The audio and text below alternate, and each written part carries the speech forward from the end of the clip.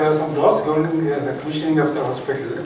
To start a practice, we should have the due process of registration has to be done, and it should be safe for public use of a facility, and minimum essential infrastructure for handling the type and volume of the workload is anticipated.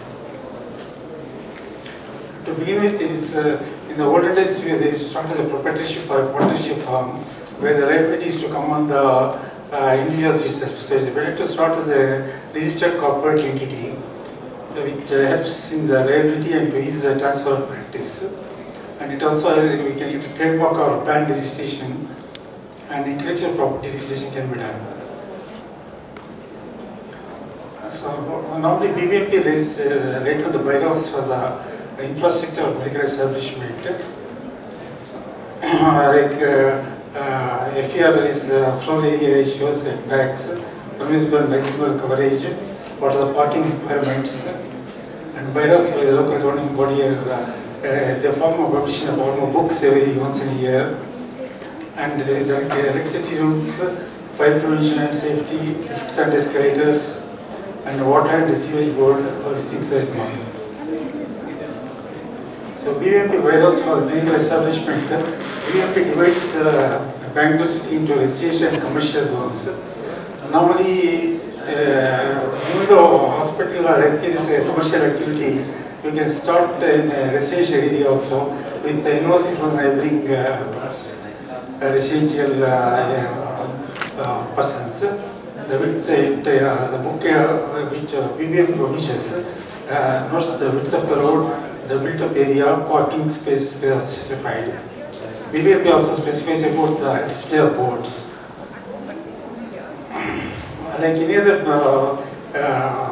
industry, healthcare is also considered a business. So we are covered under Income Tax Act, Insurance Act, Sales of Goods Act or GST, and the Copyright Act, and Contracts Act, like that. There are some licenses and certifications required for starting the hospitals.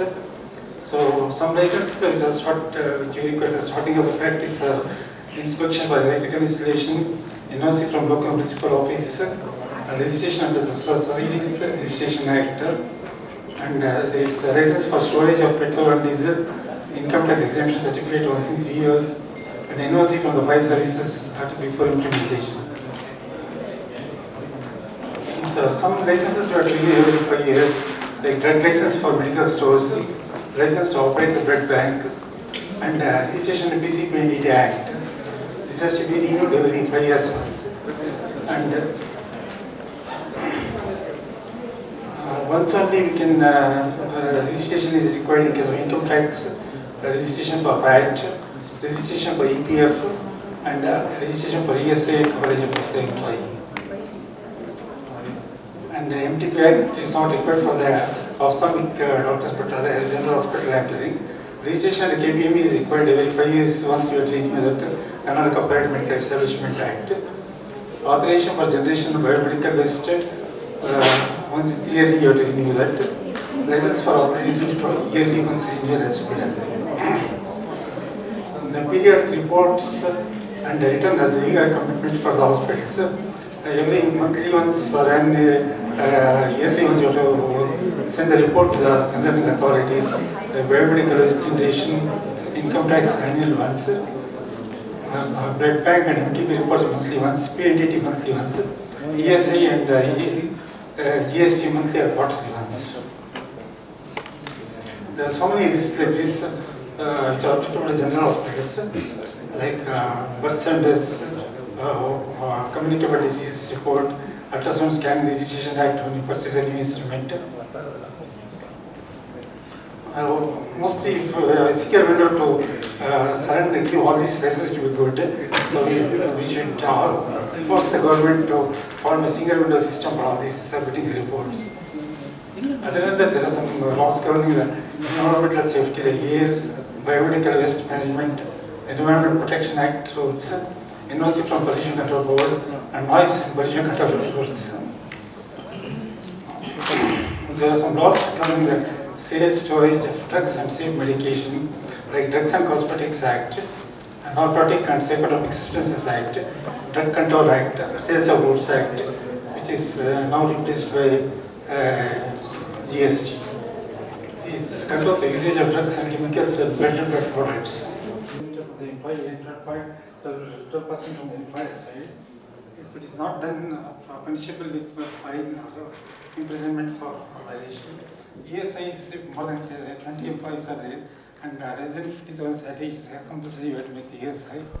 Bangalore Ophthalmic Society was formed in the year 2011, and from 2012 onwards we have been conducting annual BOS Summit, annual conference for Bangalore Ophthalmic Society members. This is the 8th such summit being conducted. In this conference, we have divided it into basically 3 parts. The first one is basic course for post-graduation and early practitioners. We call it the BOS Netrashala. The second part is directed towards building up of skills, improving on the skills, and learning newer techniques for practicing ophthalmologists from Bangalore and rest of Karnataka.